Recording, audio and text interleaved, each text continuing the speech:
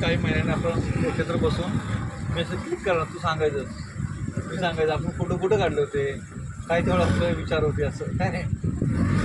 दोघांचे किती कोणाच्या लक्षात राहते बघूया. तेवढे फोटो आहेत का?